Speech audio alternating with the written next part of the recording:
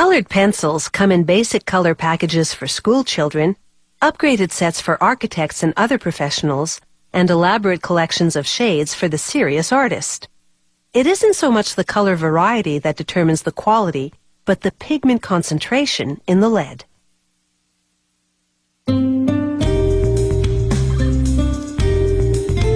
The core of a colored pencil doesn't actually contain any lead. It's composed of pigments, minerals, and binding agents. This company invented a unique type of colored pencil.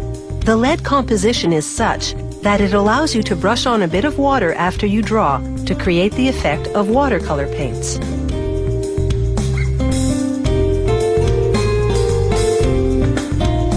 Colored pencils start with a combination of pigments. Every shade has a specific pigment recipe. They produce a large quantity of one shade at a time. Following that color's recipe, they meticulously weigh the different portions of ingredients.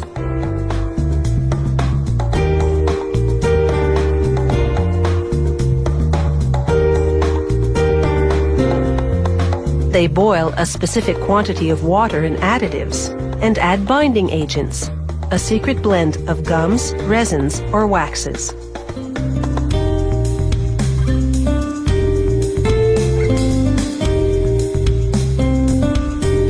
The ingredients expand in hot water, forming a paste. Workers then mix the pigments into this paste.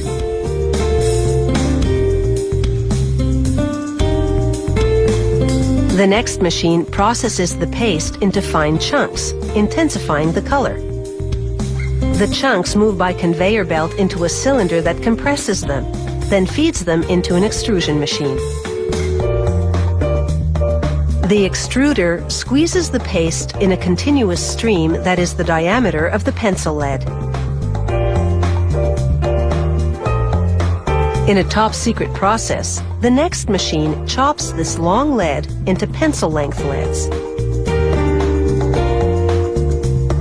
But the leads can't write just yet. They're bathed in a vat filled with a mixture of chemical waxes. These waxes coat and impregnate the leads, in this case, red ones. Wax is a color delivery vehicle. As you write, it rubs off and adheres to the paper, taking pigment with it. With the leads now finished, the factory subjects random samples to quality control testing, including a break test and a durability test, in which each lead must yield 100 meters of writing. This company makes its pencil bodies from cedar wood. This machine carves grooves for the leads, then coats the surface with a thin layer of glue. The planks pass under a wheel that places the leads, then through another machine that slips a second grooved plank on top. The next machine carves the hexagonal shape, then slices the pencils apart.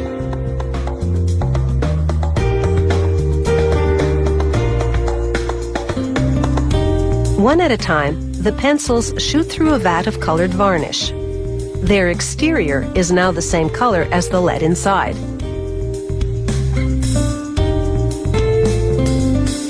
Once the varnish dries, a heat stamp burns the company name and color number into the wood, filling the lettering with colored film.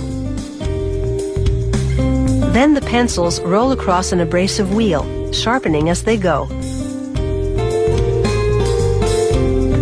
The unsharpened end gets a cap of varnish, either in white or the same shade as the pencil lead.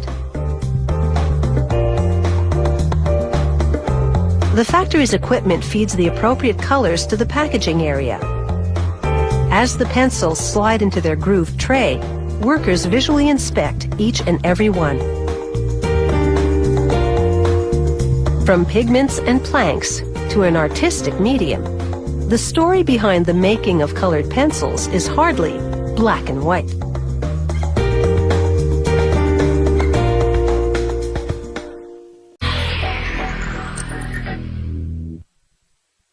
the name, the lead core of a pencil isn't actually made of lead. It's made primarily of graphite, a form of carbon that's very abundant in the Earth's crust. To produce pencil leads, they combine graphite powder with water and clay. The higher the ratio of clay, the harder the lead.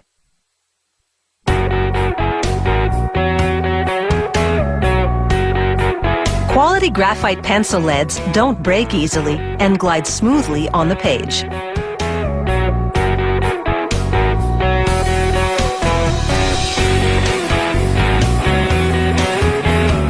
Graphite is mined from both open pit mines and shaft mines, like this one in Germany.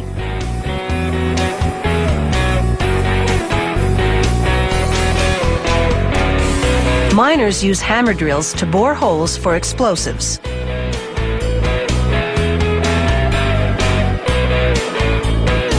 The chunks of ore must contain at least 30% graphite to make the area financially viable for mining. At the surface, a crusher breaks the ore into small pieces. Then, adding water and oil, they pulverize it in a rotating mill. This ore soup then flows into a system that separates the graphite from the impurities. The graphite particles cling to the air bubbles and float to the surface. Skimmers send this layer of graphite foam back into the mill. 5 cycles later, the graphite concentration is 96%. However, it's soaking wet, so it has to go into a dryer. After spinning around at 300 degrees Celsius for about 30 seconds, the graphite becomes a completely dry, fine powder. Mined and processed, it's ready to be shipped to the pencil factory.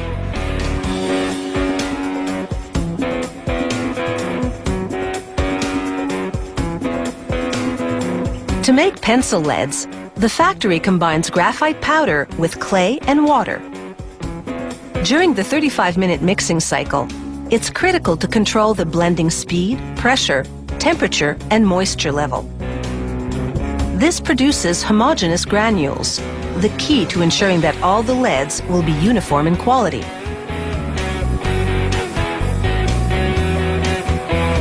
The granules go into a hydraulic press, which shapes them into a cylindrical block.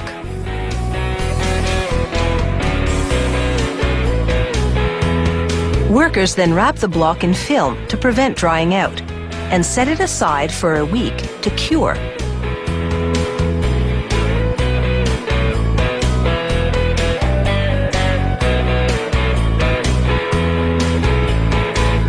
They load each cured block into a hydraulic press, which pushes it through a forming die, producing one long continuous lead.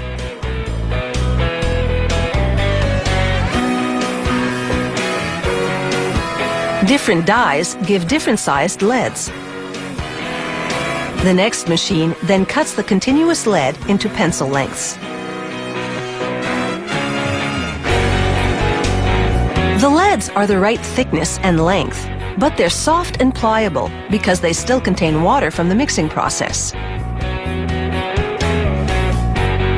Workers load the leads into a rotary dryer at 160 degrees Celsius. 12 hours later, the leads exit the dryer straight, but not quite strong enough. So next, they go into a kiln for 10 hours at 1000 degrees Celsius. This firing transforms the clay that's mixed with the graphite, strengthening the leads to their final hardness. Finally, a 12-hour bath in a mixture of high-quality waxes. The waxes fill the pores in the leads, leaving them with a surface that glides smoothly across paper. Throughout the production process, the factory puts samples through quality control testing to check hardness, break resistance, diameter, and of course, writing quality.